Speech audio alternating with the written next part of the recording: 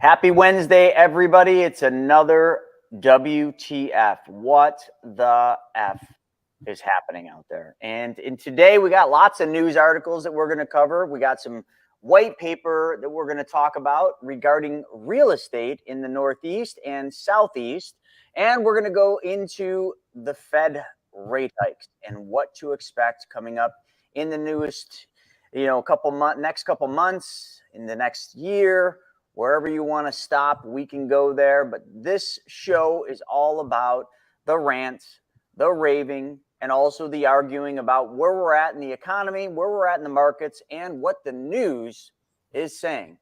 Which, to be honest, the news just wants to talk politics. That's all they want to do. So stick with us. We'll be right back after this.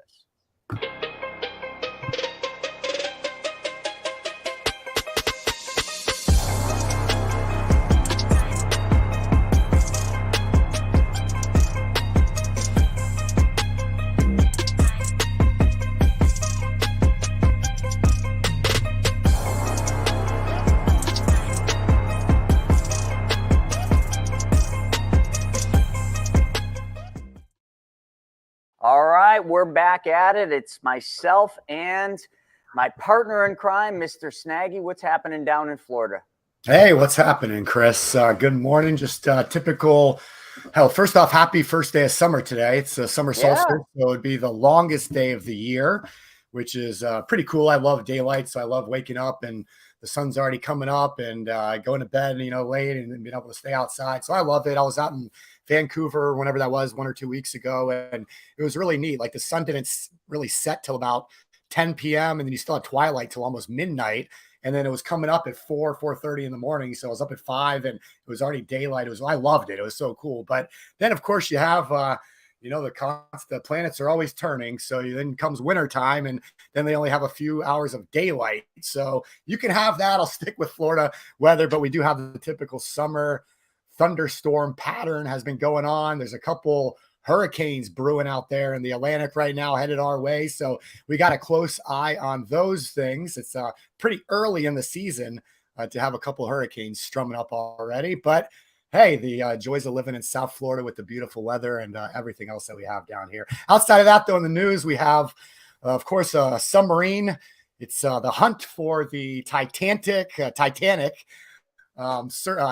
exploration sub, which is a wild story. I think everybody's been kind of keeping an eye on that. And I feel for those people. We can talk about that a little bit. Hunter Biden pled guilty to tax charges in a plea deal that avoids the gun charges. So kind of interesting to see that. And they have set the location for Trump's trial, which is supposed to be held in Fort Pierce, Florida, which is a small little town not too far north of me, actually.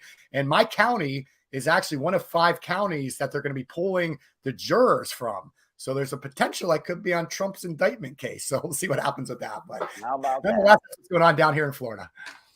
Well, yeah, up here in good old Buffalo, New York, this is one of the few times of the year where I literally can say it's a great place to be in Buffalo, New York. It's beautiful, sunny, about 90 degrees is what it's supposed to be today.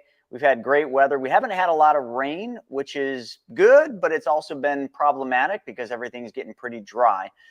So that's what's happening up here in Buffalo. It's incredibly green. All the flowers and trees are blooming. And, that's about enough about Buffalo, New York, because the other side of the coin. Oh, and here, Stephen, also it gets light about 4:30 a.m. and it gets dark about 9:30 at night. So every morning I try to beat the sun up to go for my run, but it's getting harder and harder. And actually, I'm not doing it anymore. But in the news, we got lots of stuff. I mean, I think let's start with, Jerome Powell, and the Fed and what they're saying. Now, if any of you were following either this show or the news, you would have followed that the Fed paused rate hikes. And everybody, the markets rallied. They built it in. The markets skyrocketed and went up, and everybody was cheering that, we were at the end and inflation is getting under control. But wait, don't get too excited, because just today, Powell said, expect more Fed rate hikes ahead as inflation fight has a long way to go. Listen, we've been explaining this. if you're following the markets, or you're one of those people that, and I get it. So let me kind of just agree to disagree, or just agree with you all. We've been in the longest bull run in history. And because of that, a lot of people literally just don't comprehend or don't think the markets could fall 30, 40, or 50% from where they're at. But if you just look at the charts, if you just look at everything that's happened since the pandemic, folks, I would be surprised if it only fell 50%. I'm not Ray Dalio, but Ray Dalio is saying the same darn thing I am, and I'm saying the same thing Ray Dalio is.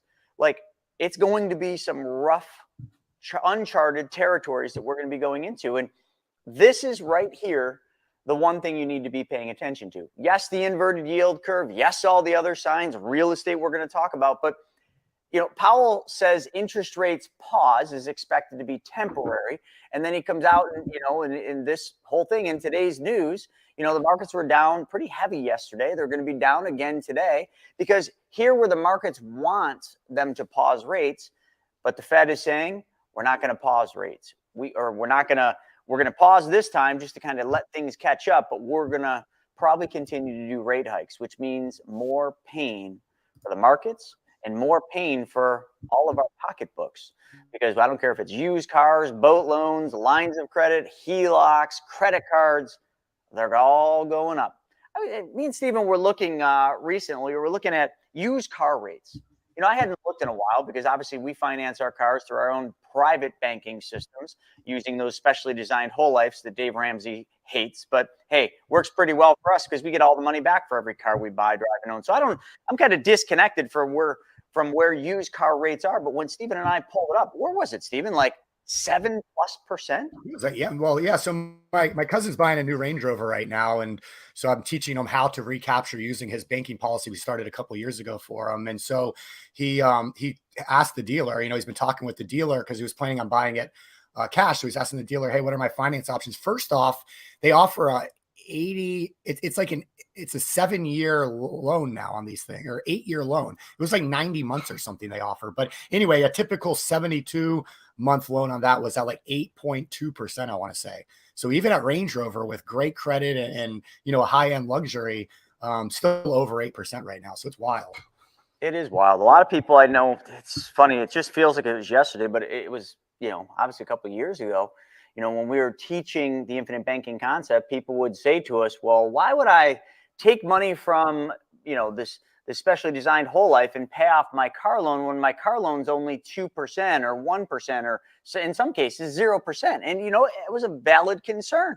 We're like, well, you probably wouldn't. You should probably take the money from the policy and lend it out at 10, 12%. But today, buying a car, 6 to 8%, man, it's just raining money over here in the infinite banking world. But to each their own. Here's what's cool about that. You said something the other day, and it really struck me, and kind of was one of those light bulb aha moments. And so I'll share it. But when you finance something like that with your own banking system, you're going to recapture the money. So you're going to pay yourself interest just like you would pay somebody else's bank interest. That's the whole idea of being your own bank and the infinite banking concept. But here's the cool thing: when rates go up like that, is if he was to go finance that through Range Rover at 8%, he's now giving 8% to Range Rover for the next 6-7 years. But when he does it with his own with his own banking system, he's now paying himself 8% for the next 6 or 7 years. Now, the way to look at that is that 8% that he's paying, that's a guaranteed 8% growth on his money now for the next 6 to 7 years. That's fantastic. Where else can you get a guaranteed 8% return on your money? And why is it guaranteed? Because of course you're in control of it. You're the one paying yourself. So you're going to guarantee you're going to do that for yourself. It's just, when you said that the other day, I was like, that's amazing. Like, where else can you get that? So it's just, the more I get it, I've been doing this for 4 years, started over 1,000 policies for clients now, manage a team of over a dozen agents. And it's just amazing. I still learn new stuff about infinite banking every single day. So I love this, man. It's so amazing being your own bank. It is. It's a very unique time for it right now as well, because just with interest rates going up, all that means for us is that we make more money. It is that simple. As interest rates go up, the dividends from most mutually owned insurance companies also go up. We're starting to see that trend, but we'll probably see that trend for the next 5 years. Heck, it could be a 10-year rising dividend scale. If you look at history, we've been in a 34-year declining dividend scale, and that's solely because interest rates have been declining for that long of a period of time. It's hard to actually think about that, but it has. Now we're entering a different cycle where rates are on the move up. And Fed Powell, right here in the news, is stating like that's exactly what they're going to do. So, you know, and somebody just commented from Facebook. They said people are starting to get fearful, you know, and you're right. He said, I've heard from a couple peeps in the past couple days that they want to learn more about what we do with the infinite banking concept. And it's pretty interesting. And I respect that comment. And you're right. People are getting fearful, but like they should have been fearful a year ago. Because a year ago would have been really when you wanted to get on top of this. I'm not saying it's too late. Matter of fact, the market has literally handed all of you a gift. Christmas has come early. It's literally come early for all of you. But it's only come early if you pay attention. If you don't get greedy, you've got to be realistic right now. And you got to know when to hold them and when to fold them. Like there's a song. Listen to it. Know when to hold them, know when to fold them. And this is the time to fold them, to take the gains off the table. I don't know how else, or I don't know a better way to explain the reasons why, but people still think the markets are going to keep going higher. They still are out there selling IULs based on hypothetical returns that just aren't going to happen. I did a debate 2 nights ago. I can't ever get that hour and a half back, but anyway, we'll just leave it at that. I did a debate where it was me and Chris Kirkpatrick and an IUL agent, one that had been in the business a long time. And he knew a lot about the business, but he only knew a lot about his product. He had no idea what the infinite banking concepts were. And it was sad to listen to him. I don't mean that in a disrespectful way. I like the guy. His name was Jim, but it was truly for me sad to listen to him talk about the markets and his anticipation. But his anticipation of the market was really skewed because he's selling a product, folks.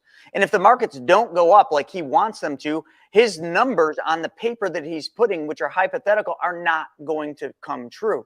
So, of course, he's betting on the horse to win. In the horse, I'm sorry, the odds, they're not even stacking up even close. Like if you've ever looked at horse racing, you know, a lot of people want to put bets on the horses that have the best odds. Like this poor gentleman was placing all of his bets on the horse that it only had 3 legs and it isn't going to win. I mean, I'm just putting it out there. And Fed Powell's going to make sure of that.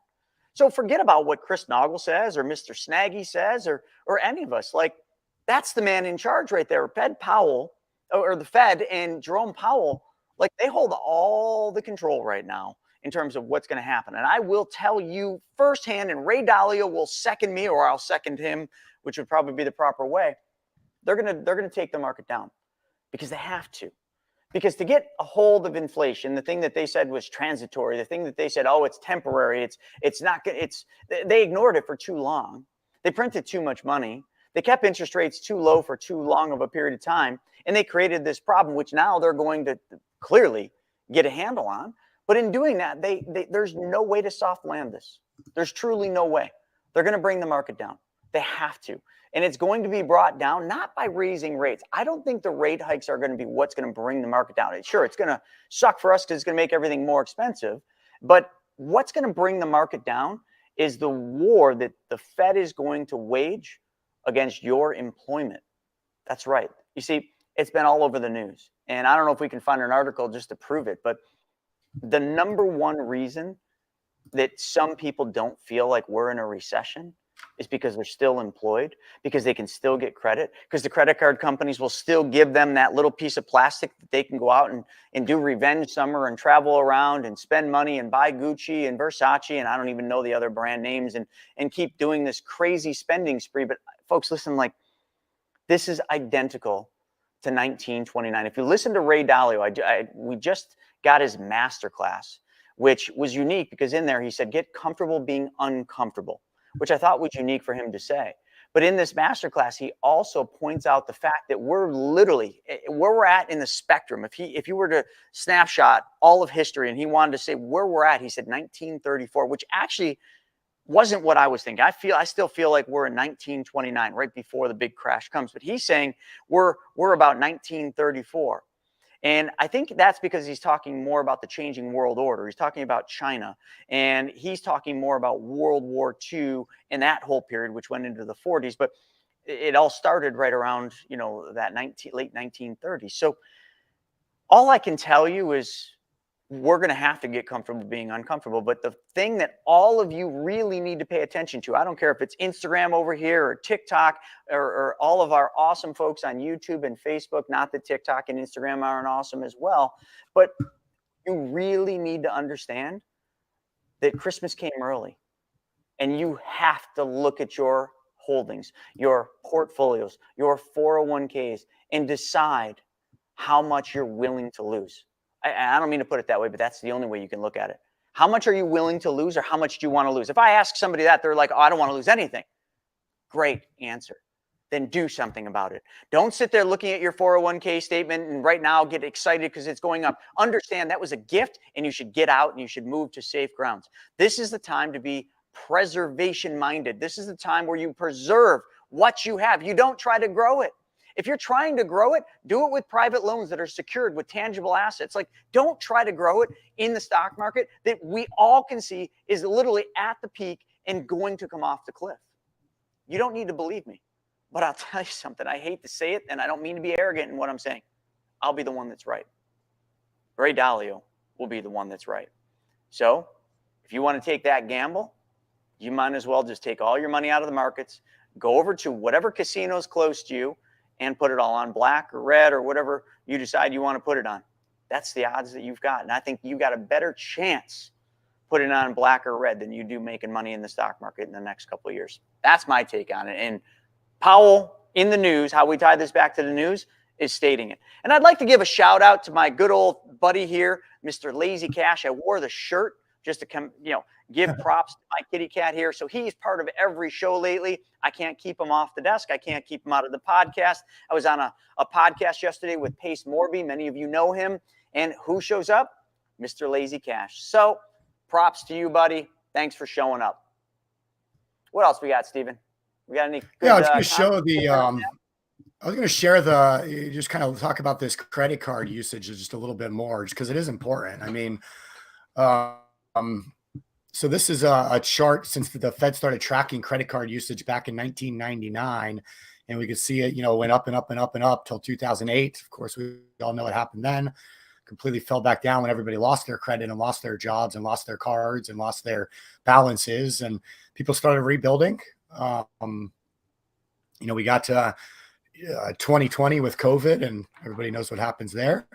Nobody spent any money. Everybody's locked down and scared. And so obviously the usage dropped, and then we got boom, it opened back up. Revenge summer hits.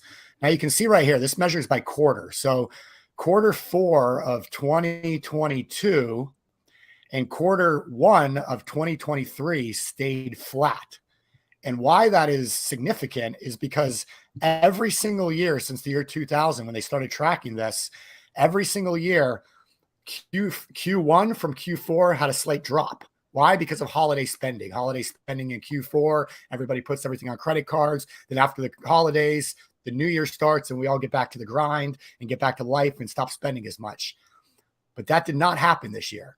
And that's a big red flag, because it's showing that people were not only using cards for the holiday season, but they're using those same cards for just everyday living now in the new year. And that's not a good sign. But when you look at inflation adjusted wages against actual inflation, it's a negative. So that means that the cost of goods and services are going up at a rate greater than what your income is going up. So everything is costing more. And that's not even factoring in just the incredible price of housing and taxes and insurance and rents and everything else just to live, like the bare necessities. Food is unbelievable. So people are definitely feeling it, and that's very well shown right here. And as those jobs, we all see the job layoffs, and it's coming. And so as that continues to hit, it's going to get, I'll let you guys decide what happens. Yeah, it's just each of you have to make your own decisions. and I'd like to take some comments that come in. I'm pretty much going to just ignore TikTok. And again, I don't even know why I go live on TikTok, because it's just a bunch of idiots that just don't even know what they're talking about. Let me just ask you a question, Stephen, on this show, WTF, or pretty much any of our shows. Do we ever sell anything? Because everybody on here is like, I'm trying to promote fear to sell them something. Like, what am I selling? You want to buy a cash shirt? Like, maybe we should sell something just so that I can make them right. But last time I checked, like, we're not on here to sell you something. We're on here to try to bring the news to you in a different light and trying to, I guess in this case, warn you. But if you don't want the warnings, don't take it. Like, do what you're going to do. Like, these folks on here, they're probably, I don't know, 16, 17 years old. They don't even know what they're explaining. It's just, do I sell classes? We do free webinars every single week. They're free, so you're welcome to join. Do we sell a 3-day training? Yeah, well, that's already done and over with. We're not doing that. So it's interesting. TikTok is the only one where all these trolls come into play. And I don't know. It's comical. But coming over to looking at our more educated, our audiences that actually want help, like Instagram, YouTube, and Facebook, let's put our attention there. Let's see. What one do we got here? Stephen, what one do you want to talk about? You want to talk about Justin's question here? Yes. Where is it? Sorry. Yeah. So Justin said, he's coming in from YouTube. So even when you're negative in the stocks, you say to still sell, because I bought 3 stocks last year that I'm in the hole on. So I was just going to hold on to them until they get positive in 5-year minimum. So there's nothing wrong, Justin, with hanging on to stocks. I mean, if you're at a negative point, I would probably look long and hard at selling something at a loss. But, if you need the tax write-off, like if you want to log that loss to offset, gains on other stocks that you might sell, that could be a tax harvesting strategy. But yeah, I don't know. I would just look at the holdings that you have that are negative right now and decide, are they in line with your needs and goals and your objectives? And the biggest thing I would look at is, Justin, are you okay accepting the fact that they could go a lot lower than where they're at? Are you willing to hang on to that? And the only thing I would explain to be very cautious about is something called the drawdown effect. So, Justin, if they lose more value, there's a certain point where it gets very difficult to make it back. And usually it's about 30%. So the drawdown effect essentially says that when you lose 30%, and I could give you any year, but if you lose 30, you got to make 43% just to make back what you lost. And the reason for it is you're working off of a lower balance. So if one of those stocks goes down another 20 or 30 or 40 or 50%, just realize, because you have less money in that stock, it now has to work twice as hard. And that's called the drawdown effect. And, when you get to 40%, it's like 63 or 68% it's got to make just to get back the 40 that you lose. 30's in the 40% range. I think it's 43% you have to make back. So those are just things to consider, Justin, when you're looking at, what decision to make. I know it's really hard to sell anything at a loss, but sometimes you just have to decide, is it smarter to take the smaller loss or weather the storm and ride it out, but just factor in the drawdown effect? Because most people that thought that way, Justin, back in 2008, it took them the better part of a decade to get back just to where they were. And that's factual data. A lot of people during 2008 in the Great Recession, when they lost money, it took them a better part of 10 years just to get back where they were. So as long as you got the time horizon for that, then giddy up and go. I think that's probably the best way to look at that. It's why you always hear people say it's easier to make $10,000 than save $10,000, because once you save it, you got to keep it. That's sometimes the hard part. We used to get in that with crypto people all the time. Where's all those TikTok crypto people now? Hey, TikTok, where you at? Oh, they're still good. TikTok's still going. I'm just ignoring it. So Lynn said her daughter's company is laying off 400 people this week. Wow. What company is that, Lynn? And then she was just saying how her daughter is fine, but she's the one having to lay the people off. And it's just a tough situation. So we feel for her, Lynn. Yeah, layoffs are definitely coming. I mean, there's no question about that. We're already seeing it. We're just not feeling it yet. It's not happening at a level where we can actually feel the impact of it yet, but it's certainly coming. Shauna doesn't want to think on her own. She wants to make decisions for me. No, make my decisions for me. A lot of people think that way, though. They want someone else to do it for them. But it's human emotion, and I get it. A lot of people don't want to sell, because it's just, it's hard. Like people, it's very easy to buy because you have hope, you have anticipation of that return. But then when you make the return and you're sitting in a place, I don't care if it's a place where you're going to lose a little or make, a little or a lot, like the sell part's the hard part. It's why Warren Buffett constantly talks about, the three things you need to do to make money investing: buy low, sell high, and don't lose money. The hardest part of that equation is selling, which seems like that would be the easy one, right? But how many of you have ever been to a casino? You got, you're playing blackjack or whatever. I don't gamble, but I've watched a lot of people do this, and they get up, right? They're having a good run. Like the cards are dealing them some good hands and they're making money. And I just witnessed this in the Bahamas. I watched three people playing blackjack, and I watched one of them get up pretty substantially, but then they kept going and going. And then, the cards flip. And then all of a sudden I saw the hand change. I literally tapped her. I said, you're done. Please be done. Like, take the earnings that you have left and walk. And that was hard for her to do. It was hard. She wanted to keep going because she was upset that she had a high point and she was down from that high point, and she wanted to keep going to make back where she was, but she was still at a gain. Like it's human emotion, folks. It really is. It's not just you or not just any one in particular. It's human emotion. It's very difficult to do. But you just got to train yourself. You got to condition yourself to know that that's the right thing to do. And even when you're down, sometimes it's better to be down a little than down a lot. But, again, each person has to set their own risk reward profiles. And when I was, an advisor, and I was doing this either for individual clients or for the institutional portfolios that we managed, it was not hard for me to make those decisions. And that's kind of like what Shauna said. As an advisor, I could just sell things, and it wasn't an emotional based thing. It was just my job. It was what I was trained to do. But when it's my own funds, I found that it was a little bit harder. So I can, Kenny Rogers, there you go. I love this. You want to play it?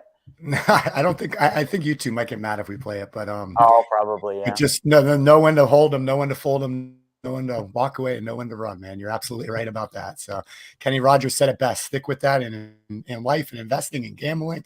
I mean, investing is just gambling at the end of the day. Yeah, this you is can an tilt interesting towards one. your house. You can be the house, by strategizing, but it's all a risk. Yeah, this is an interesting comment that came in over here on Instagram from Knock714 Cash. You got to move your head, bud. It says, bigger pockets mentioned this morning. And me and Pace yesterday on the podcast were talking a lot about bigger pockets. But he said, mentioned this morning that single family home construction is on the rise. That's something you've seen. And does that mean that the market is trying to plus up, maybe some typos, plus up supply to shift back to more of the buyer's market? You're right. So, I've read a lot of white papers that, the sentiment on home builders is up. And I think it's exactly what you just said. There's so much demand, and the price of the housing stock of existing homes is so low, and the price is so high on existing homes that a lot of people are being forced over to look only at new homes. And, when they paused rates, we had a little bit of a breath in the interest rates. The interest rates have been very volatile, if you haven't noticed. So new home builders are very, positive right now. But again, they were back in 2006 and 2007 as well. Like they couldn't build homes fast enough, and then all of a sudden it flipped and it was all over. And this white paper right here, which is titled "The Most Overvalued Housing Market Now is the Southeast," Atlanta tops the list. But let me just read you this one thing. He said, this is an economist. He said, my view is that this is the most dangerous period for real estate in U.S. and in world history. This overall downturn is likely to include a drop in real estate values of more like 50% versus the 34% drop we got between 2006 and 2012 last time. So he's literally saying that this isn't countrywide, but in certain highly appreciated areas, here he's referencing the Southeast, he's talking about possibilities of a 50% drop. He said that's huge for residential real estate, and commercial real estate will tend to do worse as usual. I think most people should not be sitting through this, and even the last crash was worse than the Great Depression crash of 26% on average, as mortgages were not nearly as accommodative in the Roaring '20s bubble. The previous bubble, you could have thought about sitting through. I mean, you can take that for what it's worth. I mean, maybe it doesn't go down that much, but still, going back to what was said over here from Knox. I mean, home builders are going to build when the building, when people want to buy houses, and because of the supply. And that's the weird thing here. So in 2006 and 2007, there was plenty of housing stock. There wasn't a shortage of housing like there is today. But a shortage in housing will not overweigh when people lose jobs and interest rates keep going up. Eventually, the cost outweighs the demand. And that's kind of what the Fed is doing. They're driving costs so high, making money more difficult to get. I mean, if any of you have tried getting a mortgage, I've witnessed several of the buyers. Like, we have properties that are under contract right now that we're selling, and I've watched these buyers have very hard times getting mortgages. And these are pretty well qualified, good credit scores, they have jobs, but right now banks are very, very difficult in their underwriting on giving them these mortgages. I mean, they're requiring money to sit in escrow for longer periods of time. They want seasoning. There's a lot of things happening. So although, yes, the demand is there and there is not the supply of housing, so builders are going to just keep on building until they can't sell their houses. I just don't think that that's a good indicator. Real estate also, to last comment on Knox's statement here, is always remember real estate's a lagging indicator. So even if the stock market's tanking, real estate's not going to show the impact for 6 to 9 months. It's a lagging indicator. So that's why you're seeing that, Knox. But great comment and great observation. Yeah, Chris, somebody came in from Facebook, Ken Andres, and said, can you review a range of safe places?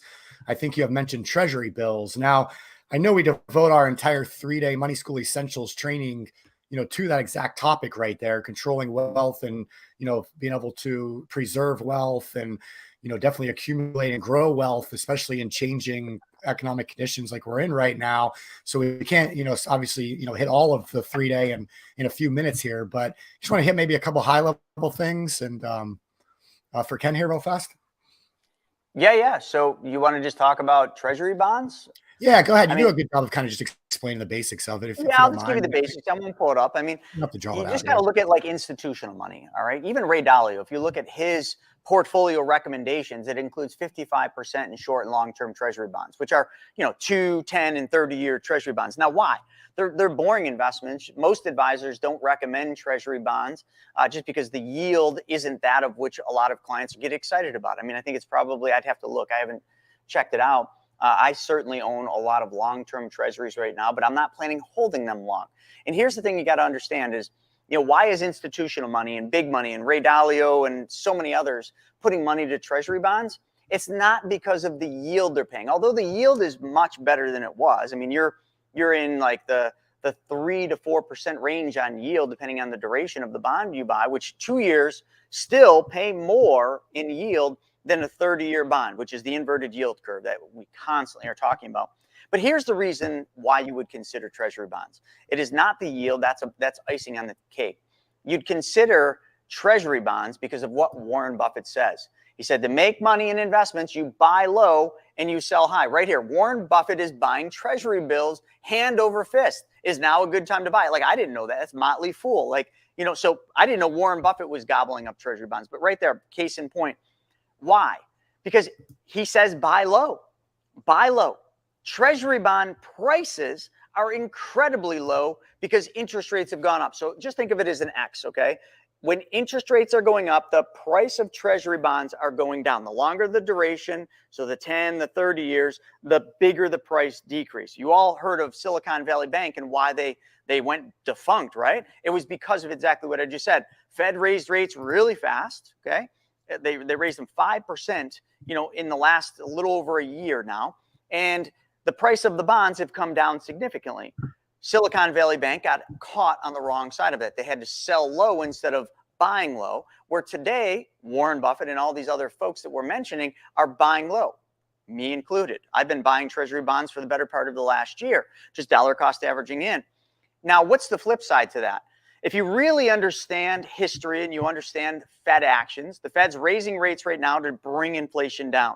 Raising rates and going after employment numbers is going to force us or get us into a recession. I think everybody realizes that. The inverted yield curve tells you the story. It's never been wrong. Not once in history has the inverted yield curve signaled the invert and then not led to a recession. But it usually takes 8 to 10 months before we're actually in it. And it can actually be a little longer. When we go into a recession, it's very simple to understand what the Fed and what they're going to do. They're going to bring interest rates back down. Maybe not as low as they did during the pandemic, but they're going to come off of these high interest rates and they're going to taper and bring rates down. Why? Because they need to stimulate people spending money. Right now, they're trying to stop you from spending money because that's what drives inflation. In the future, a year, 2 years out, they're going to be lowering interest rates, trying to get you to spend more money, buy more cars and boats, and they're going to make money cheaper. So if it's an inverted relationship with Treasury bonds, remember, interest rates go up, price goes down. What happens when interest rates go down? Just the opposite. Okay. When interest rates go down, the price of bonds goes up. So buy low, sell high, and don't lose money.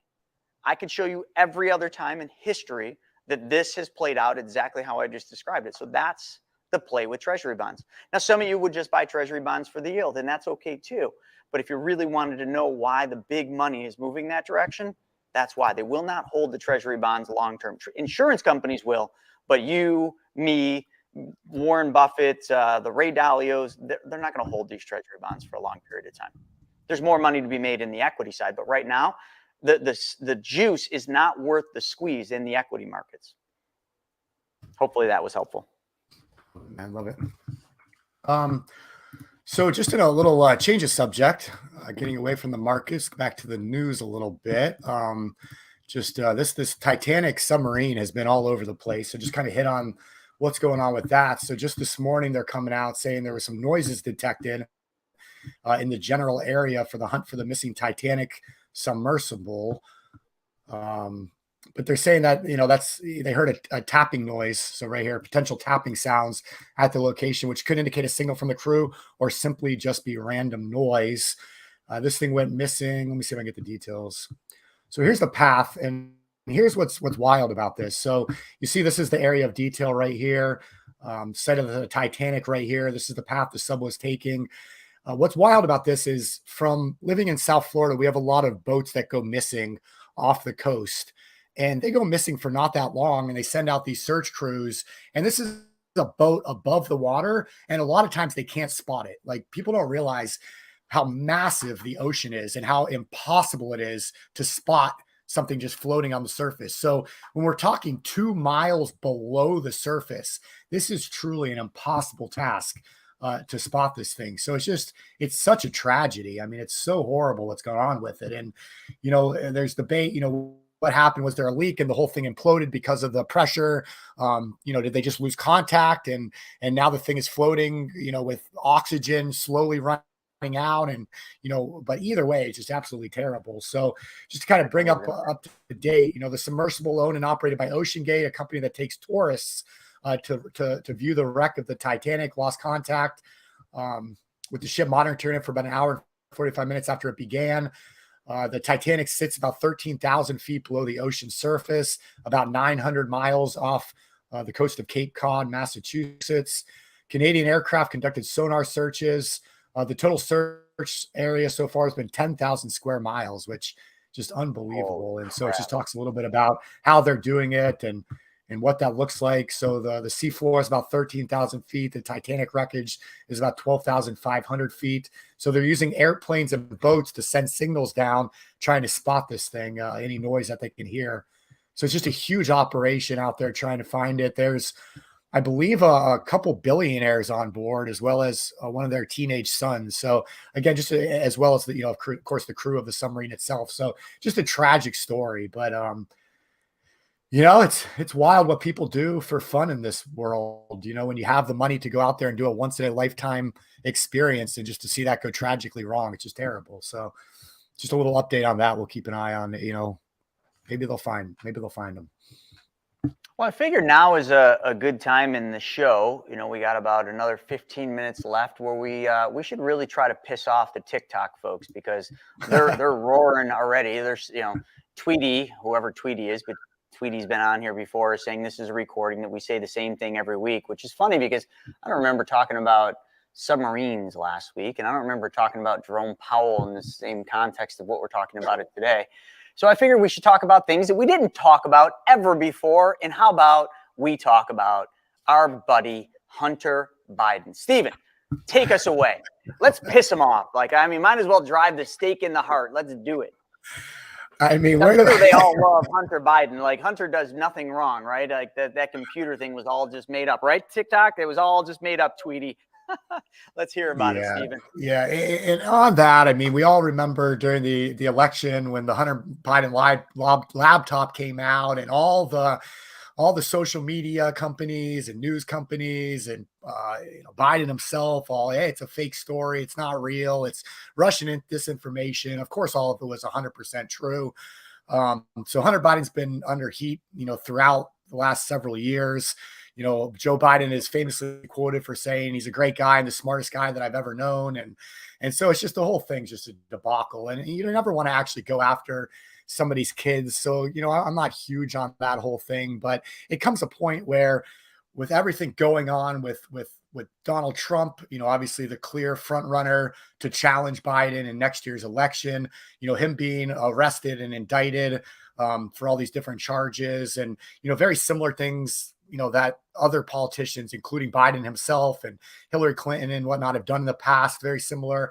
And so, we kind of started having this conversation of, a two-sided justice system. And, there's so many stories coming out right now where, the IRS going after certain people. If you remember back, even when Obama was president and the Tea Party, had all these accusations about the IRS coming after him, and a lot of it came to be true. And so, politicalized, attorney justice system and Department of Justice, when that gets political, it can get very ugly very quickly. So it's something that definitely should be paid attention to.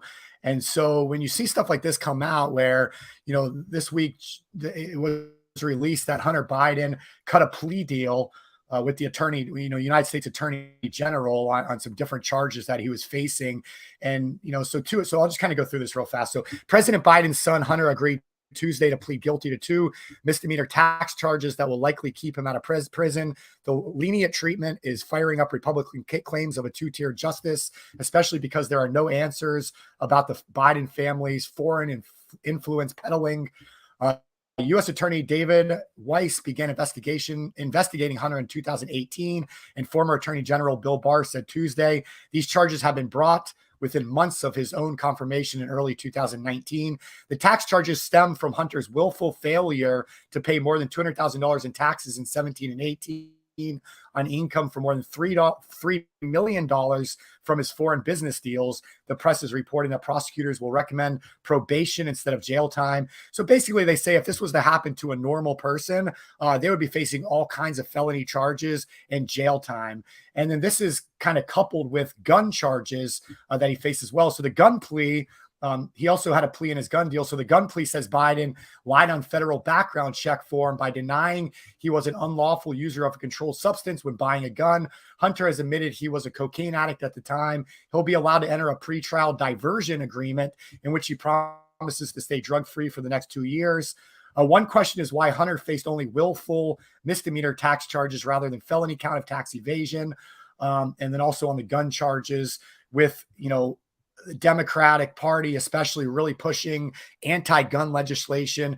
Biden coming out every single day saying he wants to make AR-15s illegal. There's no reason people should have them. If the government really wants to come after you, you're going to need an F-15 fighter jet to defend yourself. Forget about your AR-15. So why do you need them? So it just really riles up that whole gun debate. And so at the end of the day, it's just a bad look. The way that this is going down, is what most people are saying. So take it for what it is. And that's not even bringing up, where Hunter Biden has, created this art business where he sells these pieces of, I guess you can call them art, that he creates, and he sells them for millions of dollars to anonymous people, typically foreigners. And so what is really going on there? And when you're selling prints of these things for $75,000 a pop, there's clearly a lot of shadiness happening, and nobody wants to look at that. Nobody wants to talk about that. So it just goes back to, definitely, where is the media focusing? What are they willing to cover, and what's that look like? So I'll leave it at that for right now, Chris, unless you want to get in deeper. No, that was from the Wall Street Journal, and listen, there's tons of stuff out there about Trump being indicted and all that. So you can play both sides, you can look at both and say, like, both of these individuals have a lot of explaining. But I think the point you made there, Stephen, that really, and Tweety probably will even agree with me is, like, if any of us were to have done what, Hunter did, or, whatever, I mean, the Trump stuff's too new, but we'd be in jail. It's that simple. We would just go to jail. There'd be no pass and go. We would just go straight to jail, and that would be it. So, somebody, I can't remember who mentioned it. It just said, if you're rich, the government takes care of you. If you're not, the government doesn't. I don't know as if I agree with that, but it was just a comment that came in. But, you just got to really look at it. Is it a two-tiered system? I mean, why is it that we're punished at a different, differently than the Hunter Bidens of the world? And I'm not just saying he's alone. And then that could lead us, Stephen, into, and this is interesting, Andrew Tate, and I've never been an Andrew Tate fan, but, like that whole last thing, like you could definitely have made the argument that, like, that girl, and I didn't follow it all that much, was just out there just making problems for him because he's a high profile. But now with Andrew Tate, it looks like these are a little different charges. I mean, it was like rape and, illegal business dealings. And again, I've just browsed through it, but Justin put it up there, and I think it's worthy of talking about. What do you think is going to happen to Andrew Tate? What is everybody here that's coming in? And Knox, I will get to your question over there, but what do you all think is, we can comment on anything, comment on Hunter Biden. I mean, what do you all think about what's going on there? But also, what do you think about the Andrew Tate thing? I mean, yeah, I've always asked myself, if you follow the dollar, you usually land at the truth. And I don't know, look at the way Andrew lives, but it's hard to say. It's hard to say. I mean, he's a target right now. Yeah. Well, so they charged him, I want to say, and I don't know the full details because I haven't really followed it, but I want to say close to 18 months ago, they charged him. And obviously in Turkey, there's different laws than the United States on how things are handled. And so they've been under house arrest, him and his brother, and they haven't been able to discuss any of the charges because of the laws in that country. And so what's going on is they came right up to the end of the time period they have, and they finally went ahead and put it through. So now they're able to kind of release some of the details of the charges and start to talk about it. So a lot is coming out right now this week. I haven't had a chance to get into it, but it's definitely an interesting story because, love or hate those guys, they have a huge following, and they have a lot of good points that they do make. They have a lot of shitty points they make as well, don't get me wrong. And some of the stuff they say about women and the way they treat people in general, I don't agree with. But at the end of the day, I mean, they do have some good points. They have a huge following. So it's something you can't really just dismiss. And it seems to me like it's just a lot of trumped up charges trying to silence somebody, similar to in the United States with just the censoring of social media and everything that's gone on. I mean, Robert F. Kennedy, so RFK Jr., I mean, we could talk a little bit about that. So RFK was on Joe Rogan last week. And if you haven't had a chance to listen to that, I would highly recommend it. It's a really good episode. And so RFK, he's been known as, or they wanted to kind of label him as a conspiracy theorist, although a lot of the stuff he says, seems to come true. So, but take it for what it is. Seems like a lot of conspiracies tend that way. But RFK has always been kind of labeled as a conspiracy guy. But he came on Joe Rogan's podcast, and they made some claims, especially against Dr. Hozar. What's his last name? Hozat. Is that it, guys? Anyways, tell me what the doctor's name is, but he's a vaccine proponent. So he runs Texas Children's Hospital. He does a lot in the vaccine community. And he's also been on Joe Rogan in the past. And he's very pro-vaccine. Obviously, RFK Jr. is very anti-vaccine or maybe a little bit more hesitant when it comes to vaccines. And so there's a huge, headbutting there. And so Joe Rogan, after the podcast, went on to Twitter and said, hey, Dr. Hozard, if you come on my podcast and debate RFK and what he's saying, I'll put $100,000 up to the to the charity of your choice. And so a lot of prominent figures started getting on that and said, I'll put up another 100,000. I'll put up another 250,000. And it actually built to over $2.5 million to his favorite charity just to come on Joe Rogan's podcast to debate RFK and some of the claims that he's making. And he declined it. He says, I'm not going to do it. And so that just really says, you know what? Well, if you're not willing to defend your position, are you full of shit? And so it really just kind of, again, it's a bad look. And there's, people saying, well, why would you ever debate RFK? Well, why wouldn't you? He's the head, he's the head leader to take over. Like if they had debates in the if they had Democratic primaries, which is never happens for a sitting president, but he's gaining a lot of traction right now. And so to me, it's you should at least like have a debate about it and have an open discussion about it. Like, let's hear both sides of it. What can that hurt? And it doesn't look like it's happening, even with $2.5 million going to his favorite charity on the line. So, and I want to correct myself real fast, not Turkey, Romania. Sorry, Mike, you're right. Romania is where the are, but it's interesting. And I don't follow politics all that much. I literally try to avoid it. I mean, on this show, we tend to always be brought back because it's all the news talks about. So this shows what the F happened in the news. And so we always end up, discussing politics in one way or the other, whether it's Trump or Biden, which has been the most common two discussion points. But, now you got, Kennedy coming into the mix, which I was just in Bahamas and they brought in a leading I don't know what you call him, but he speaks on politics from a completely neutral zone, or so he said. And he was literally talking about Trump and Biden. He was talking about the headwinds that both of them face.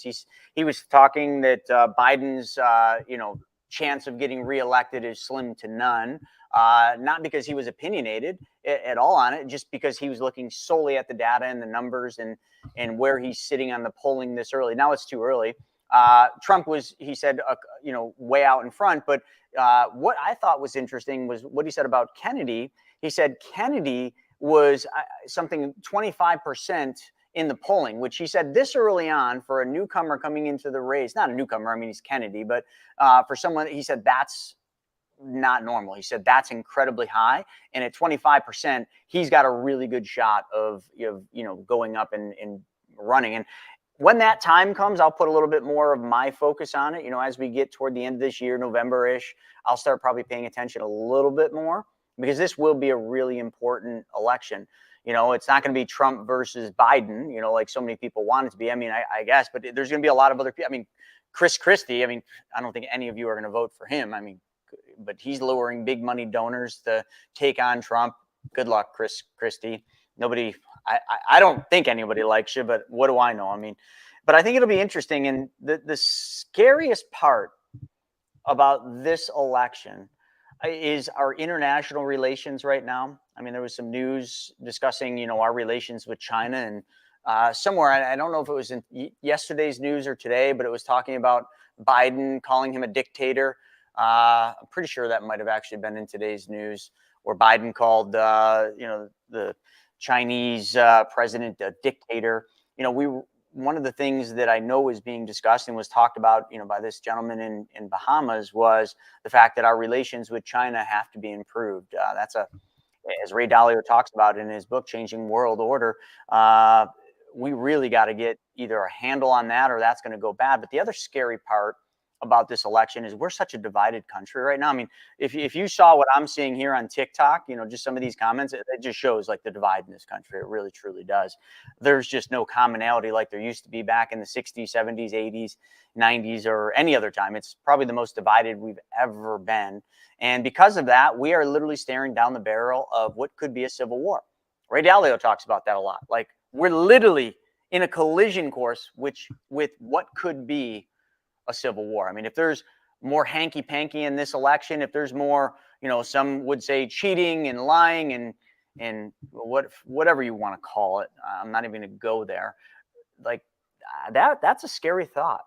I don't know how many of you remember, in history class studying the Civil War, but that's a bloody, awful, awful thing. That's fighting on in your own backyard with your own folks. It's It's not good. And if we don't get a handle on this and we don't get some commonality in the middle, maybe Kennedy brings that commonality. I don't know. I'd love to pool Tweety and some of these other folks over here.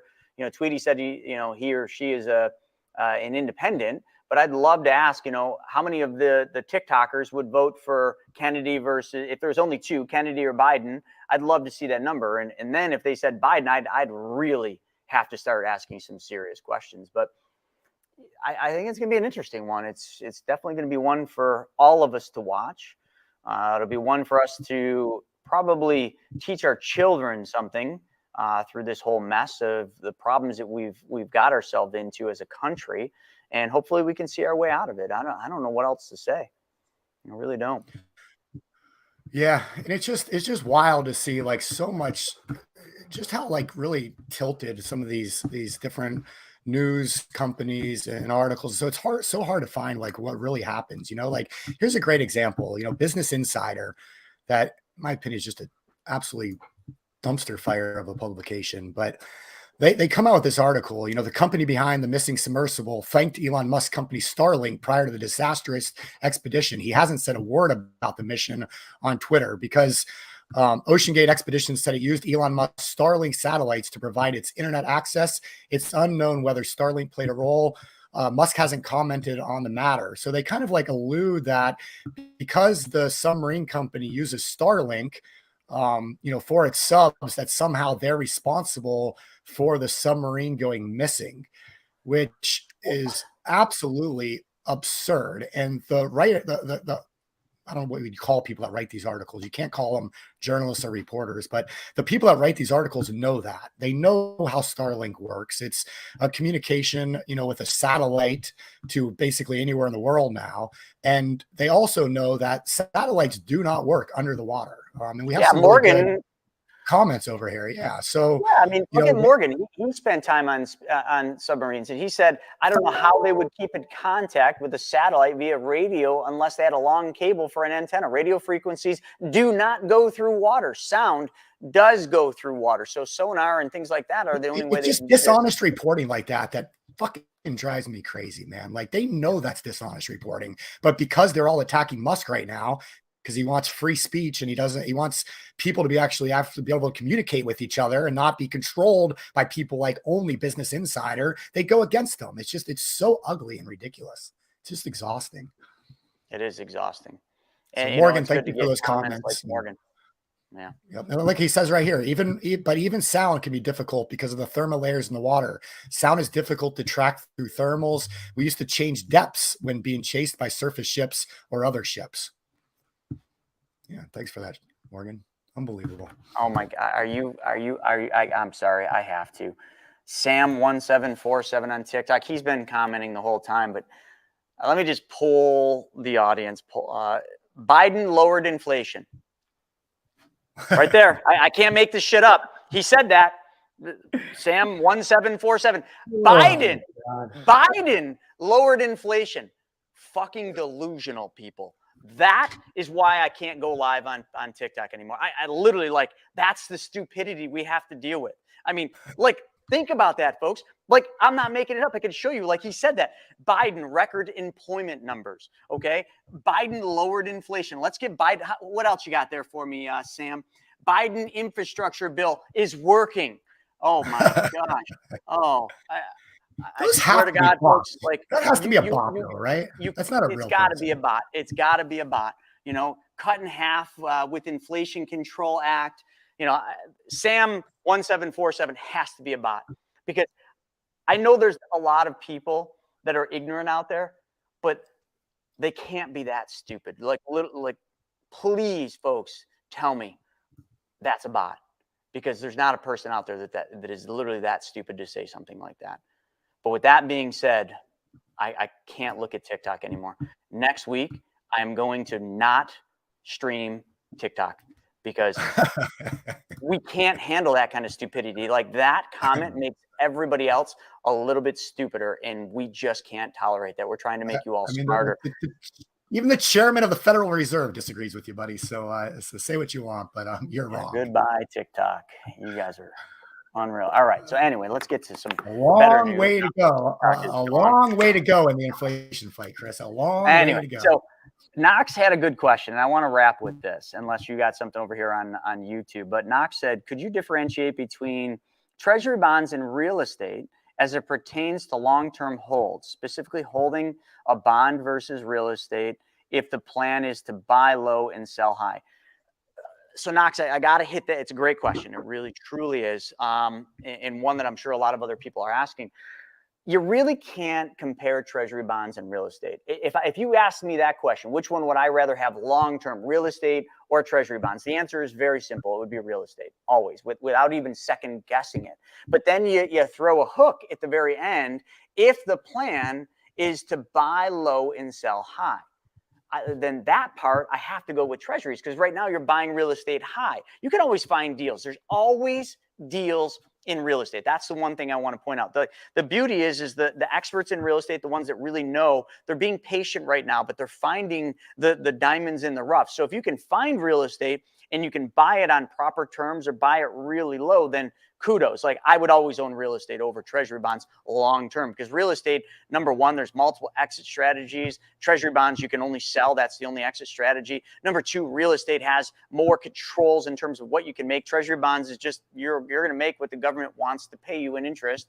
But the price fluctuation right now in that last part, buying low, you absolutely can buy treasury bonds low right now. Real estate, only if you know what the heck you're doing. And the average person is not buying real estate low right now. You're buying at the top of the market. So it's kind of a two-part question, but it's a good one. So I'd give you two answers. If your goal is to buy low and sell high, treasury bonds. But if your goal is long-term, definitely real estate, man. Definitely real estate. Stephen, would you second that? Yeah. Yep, I'm with you. The thing with real estate is there's just so many different types of real estate. Like it's hard to compare the two. A treasury bond, you got a short term, you got a long term. Real estate, you got a million different ways to do it, classes. Like, it's just so much different. But yeah, generally speaking, absolutely. I'm sorry. I had to put this up. Mike, coming in from YouTube, said Biden lowered IQs and retirement accounts. I'm sorry. Thank you. You're right. I mean, Biden can't even get a sentence out in any of his talks. So, this guy, he is completely lost. Biden's completely lost it. I mean, he came out yesterday. Let me just pull this up real fast. So we've had our Secretary of State, Anthony Blinken, has been over in China. He just wrapped up his first official visit. While he's over there, he went against what we've been talking about, saying Taiwan does not deserve to be an independent state, which is completely against what we've said for the last ever, saying we want to stay out of that. And Taiwan should have its own independence, but he came out against that. But anyways, he just wrapped up this whole thing trying to make nice with China. And what does Biden do? He comes out yesterday in a speech and he labels President Xi a dictator, which was not a good thing to say. So China's foreign ministry called Biden's remarks ridiculous, absurd, and irresponsible, and completely pissed them off after Anthony Blinken literally just left over there making nice with China. So, like, can we all just agree that Biden's like, he's not there? Like, can we just say he's like mentally unstable? He's old. He's probably got dementia. Like, the things that are coming out of his mouth, like, it's not him saying it. He's just old and frail. And like, can we just please go there? Because then I think everybody in the world would be like, oh man, now it makes sense. Now we understand why he called President Xi a dictator. He doesn't even know what he's saying. He doesn't even know where his bed is. Is it in the basement or is it on the second floor? Like, I think we could all agree to disagree that would be a really smart thing for the leaders of this country to do, is just to like literally label what we already know. Biden, like, he's frail. His mind is not working. He says irrational things. And can we just like call it what it is? Because then I think at least that would help our foreign relations. I mean, you don't have to agree with me on that one, but I really do think that would be good. It's so funny. The reason why Xi Jinping got very upset in terms of when I shot that balloon down with 2 boxcars full of spy equipment is he didn't know where it was. He didn't know it was there. That was the great embarrassment for dictators when they didn't know what happened. That wasn't supposed to be going where it was. Like, oh my gosh, man. It's just unbelievable. It's just the perfect way to end this show. At least we can go out with a bang laughing. And somebody asked about ever considered doing a show about what makes a good company to trade stocks, bonds, Forex, etc., as it pertains to fees they would charge. Yeah, that'd be an easy show to do. But this afternoon, actually, contrary to that, we've got somebody coming on the Wealth Webinar Show, which is a free webinar that we do. I'm not streaming on TikTok anymore, but like they would all love to hear the word free because they always think we're trying to sell something. A free webinar where we have an expert coming on, and now it's a little different context, but what he does is analyzes companies, kind of like you're saying. So if you're analyzing a company to buy its stock, same idea, how he does it, how he's done it successfully. It'll be a wildly fun show. And then we're going to talk about retirement, but we're going to talk about creating a tax-free supplemental retirement in a way that most of you have ever, none of you have probably even thought about, but you might want to consider after this wealth webinar. So it's going to be a lot of fun. And do you want to hit Brad's question there? Because I thought that was pretty good.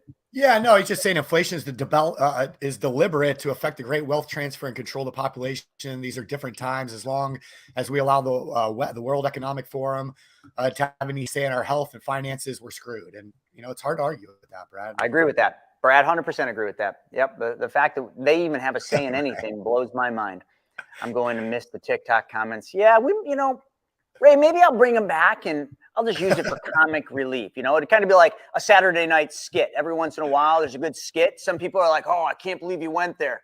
Maybe that's what we'll do. I don't know. You guys can let us know. Shoot us comments on Facebook, on YouTube. Should I ban TikTok or should we use it as comic relief? Thanks for all of you joining us for today's episode of WTF. I had fun, Stephen. I don't know if you had some fun, but man, did we ever cover some interesting topics. We'll see you all at 1 p.m. this afternoon for the Wealth Webinar. Until then, enjoy.